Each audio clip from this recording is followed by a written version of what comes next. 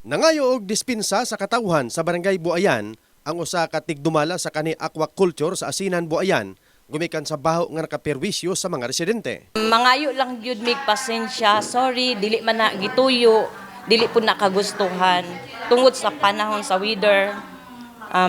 Mangayo lang mig pasensya behap sa Southern Milling SMC Corporation Aqua Division.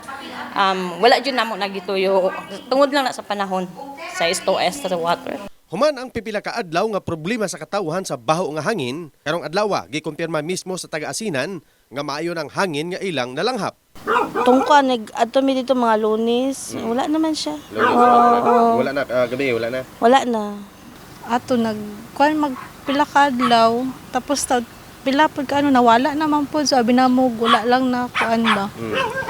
Saka okay naman siya wala ta pag-agi na mo kagahapon wala naman siya amo di parehas tong niagi gyud nga masimutan jud nimo siya nga kuan. Samtang adunay klarong pahayag ang tighimog asin sa Buayan nga silito kung asa gayod nagagikan ang dili maayong hangin sa ilang lugar. Ay kuana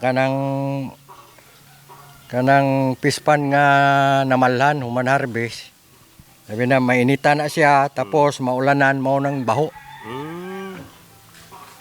Kami anad na may anak. Tae sa Banami. Natawag nila black soil.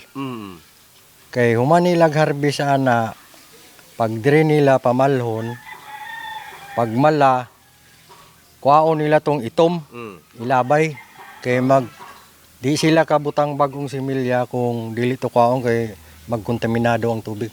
Kahibaloan nga giadtuan na sa taga City Indro ug Waste Management Office ang Purok Asinan sa nasampit nga barangay. In the heart of changing lives, Chris Brigadier Jason, Brigada News.